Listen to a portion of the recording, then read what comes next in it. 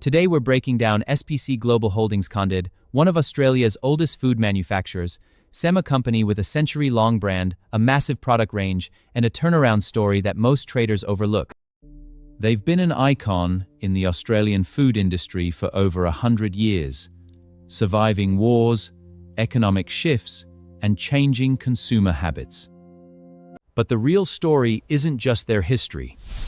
It's the massive modernization project currently underway.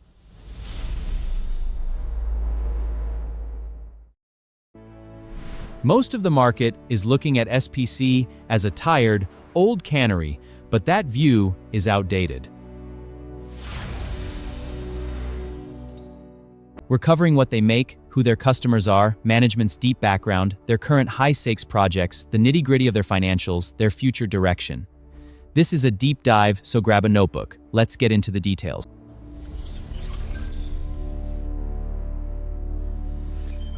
What does SPC actually make? This is where the company is significantly stronger than many realize. Their legacy is built on canned fruit CM peaches, pears, apricots, MCM. But they've expanded aggressively.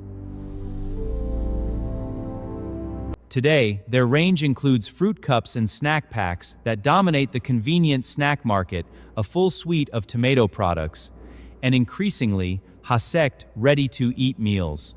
But the real growth driver is their shift into health and aged care nutrition products. These are specialized, high-margin categories that leverage their existing manufacturing expertise while tapping into Australia's aging demographic.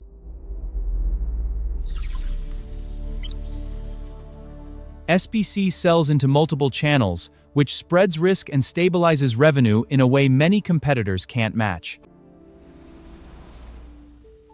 Their customers include the major supermarket chains we all know, but also massive food service distributors who supply the entire hospitality sector. They are a primary supplier to aged care providers, hospitals, and healthcare facilities across Australia. They also serve schools and government programs, providing a reliable source of shelf-stable nutrition. Beyond our shores, SPC has significant export partners in Asia and the Middle East, markets that are increasingly hungry for clean, safe, Australian-made food products. Turnaround companies live or die by management execution. SPC's leadership team includes executives with deep backgrounds in FMCG, large-scale agricultures, and international export markets. They aren't just maintaining the status quo.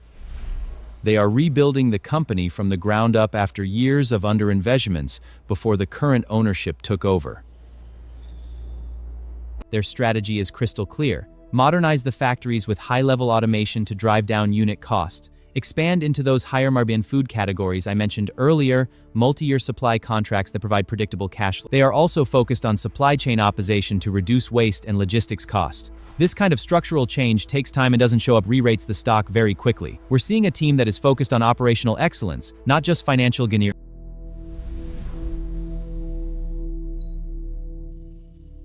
Muntail food service, contract manufacturing, and exports.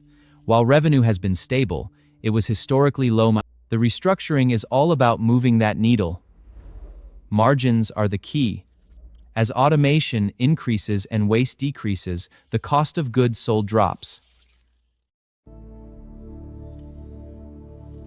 When you combine that with the growth of higher margin product lines like health nutrition, the net result is a significant boost to the bottom line.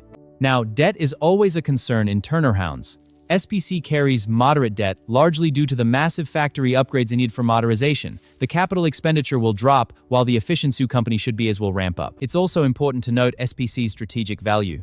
As one of Australia's few remaining large-scale food manufacturers, they are vital for national food security. It does provide a significant safety net and reduces downside risk during a major restructuring phase. Looking ahead, the future value of SPC depends on their ability to continue executing on new product rollouts and expanding that export footprint. They will tell a story about building a high-segged, essential manufacturing hub for the 21st century.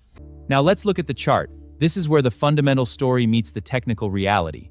We've seen a massive sell-off from round one. These volume spikes on certain days, and that's institutional interest picking up the slack while retail is bored. Currently, the price is hovering around LN30.45.